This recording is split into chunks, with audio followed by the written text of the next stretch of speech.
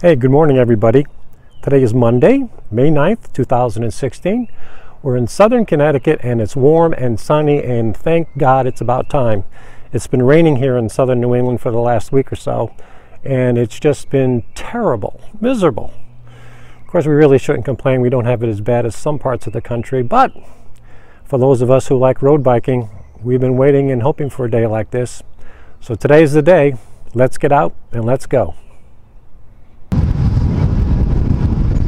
I don't know if the weather was any much better over in the area of New York, especially Saturday. I only say that because there's a guy I know who has a YouTube channel called Riding with Jav, and I noticed based on his Strava activity that he actually recorded or did a 40-mile ride on Saturday, and I found that just a little remarkable given how lousy the weather was here Saturday.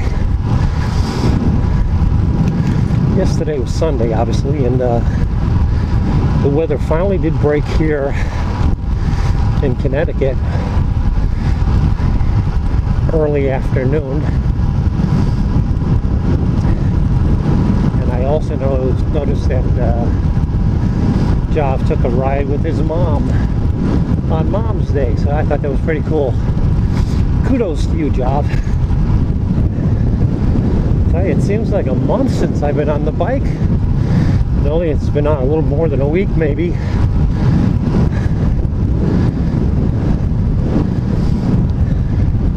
And actually, yeah, if today's the 9th, May 1st was Sunday before last, and that was Ride the 5 Boroughs in New York. And unfortunately, that was a rainy day too. So I mean, the rain's been around here for a while. Another guy I know who occasionally puts up some YouTube videos. He's got a channel as well, and he actually rode in the Ride the 5 Boroughs on May 1st in that rain, and I give him kudos for doing that.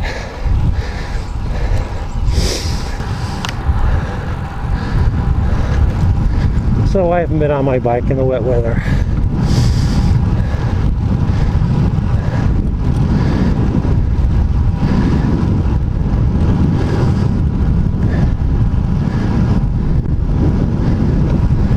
Makes me wonder what the people in the Washington State area do about the days and days of rain that they get up there in that climate. Because I understand that like places like Seattle are very, very bike friendly.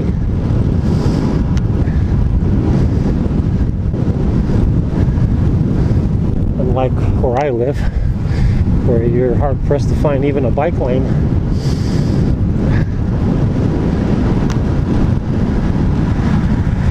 But then again, I'm not in an urban area.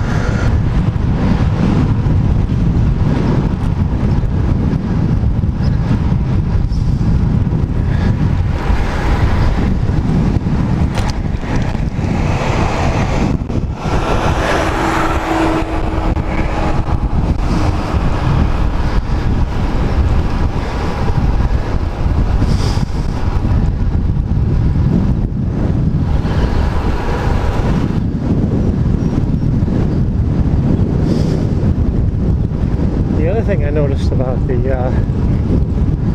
time of year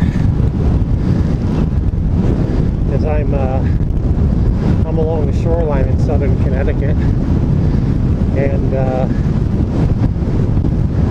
our temperatures are influenced by the water temperatures in Long Island Sound,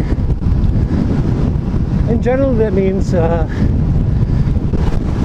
we're a little bit warmer in the winter than the interior parts of Connecticut and cooler than the interior during the summertime. I'm going to cut through this parking lot because I find, based on where I'm heading, this helps me get across the road a little more easily. So what I'm hoping to do, I don't see anybody behind me, so I'm going to make this as fast as possible. Get over here in the left-hand lane. Okay, that worked out well. That road we just went by, it's Route 1. That can be pretty busy. Okay, we're going to be climbing here for a bit.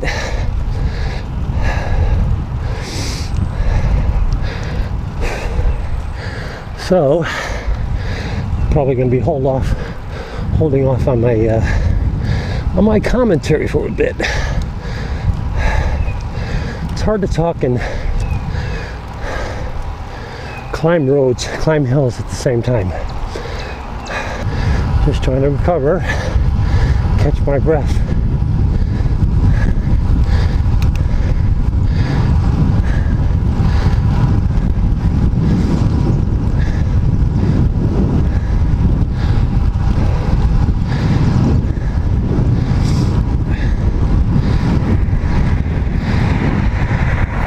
Up another hill.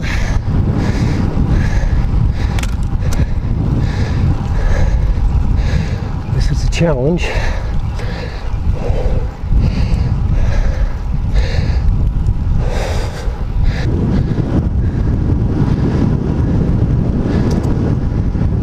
This is Peddler's Way, I think, the name of the road, and it's going to be taking me over to Moose Hill Road. It's really a nice road to ride, but if you come from either direction, the direction I'm coming from or where I end up, turn around coming back this way, in either case you're climbing some hills, and it's a bit of a workout.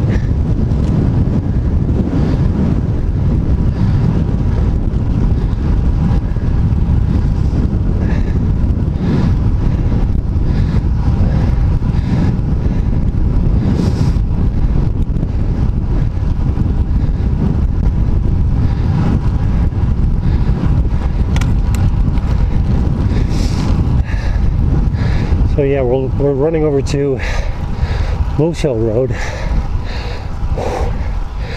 and that's going to lead us to Connecticut Route 146. And I think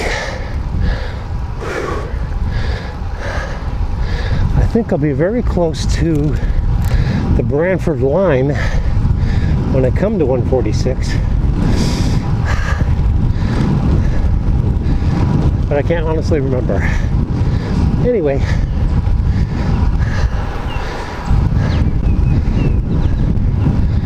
this feels pretty good.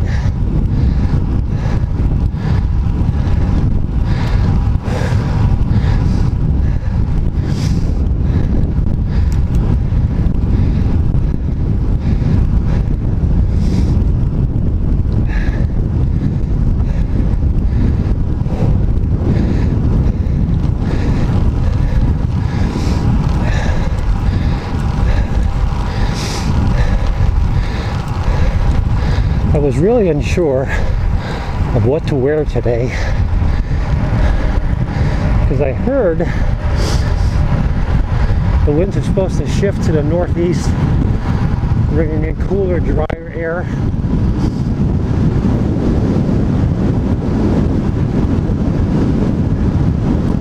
So I didn't want to get caught wearing just a short sleeve jersey top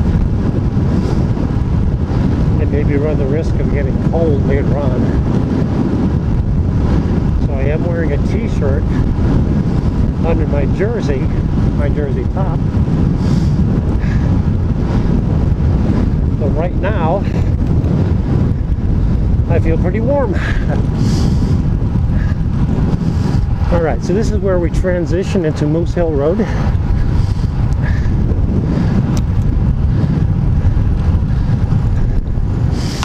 Because you are kind of in a place where you don't see much traffic, you feel like sometimes you can go blasting through that stop sign, but never a good idea. We got someone behind us. Try to move over and let them get by me. There we go.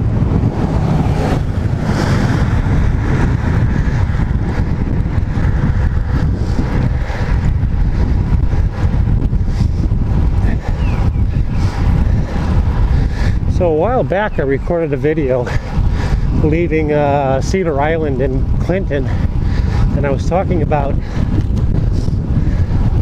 preparing for the eventuality of dealing with a flat tire or on the flat tire while taking your bike out.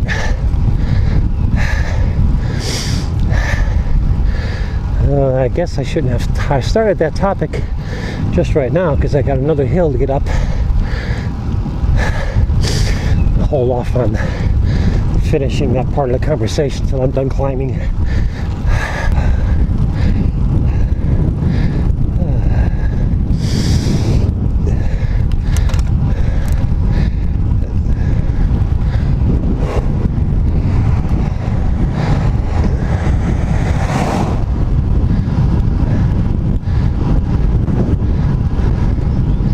I am going to get back to my conversation about the saddlebag.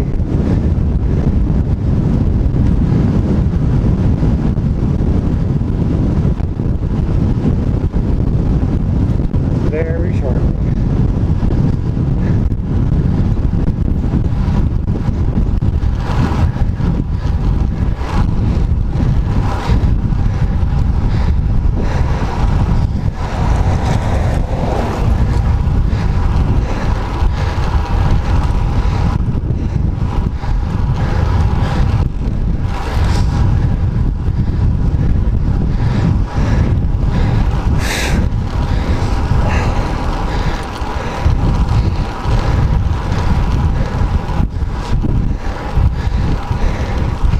Yikes.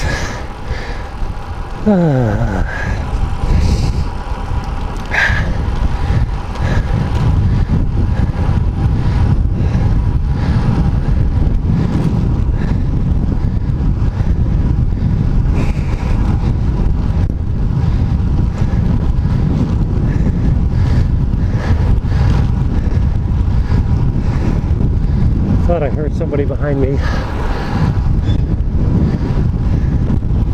Guess not.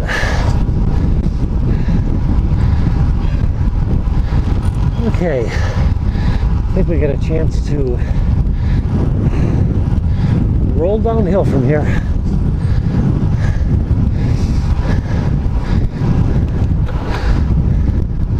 Yeah, so what I was mentioning about preparing for the eventuality of a flat tire on the road, stocked up my little saddlebag with tire levers, spare tube, CO2 cartridge to blow up the tube once I replace the leaky one with a new one.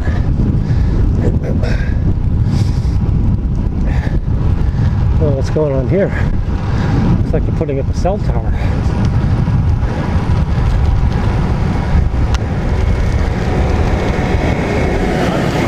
No, I don't know what they're doing. They're making a mess.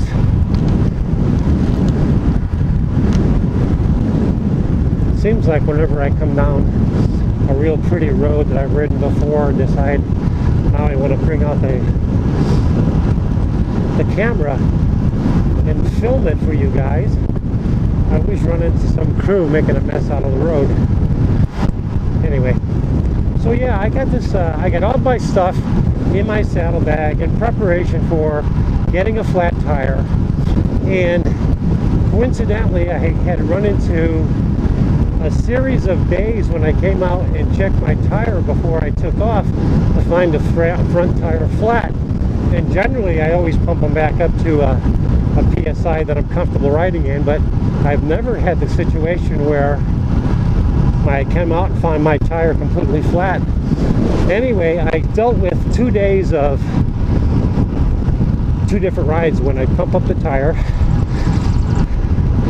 I pump up the tire and took off, and everything went fine, only to find the next day the tire was flat. So I said, well, don't screw around, replace that leaking front tire with your spare and order a new spare, which I did, and I ran into the same issue. The tire came up flat.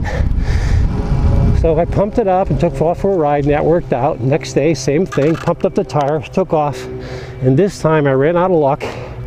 The tire started leaking air, ran out of air, and I got a flat on the road, and all I had to blow it up with was that CO2 cartridge. Long story short, kids, get yourself a hand pump. Don't use this. Well, you can use a CO2 cartridge, but as long as you got 2 or 3 cartridges with you, just in case the one CO2 doesn't work for you. And that's what happened to me. Well, I hope you enjoyed this video, and I hope you will subscribe to this channel. Subscribe by clicking that subscribe box you see just right there. And as always, your comments are welcome, so please feel free to post them. This is The Road Biker. Thanks for watching. We'll see you again soon.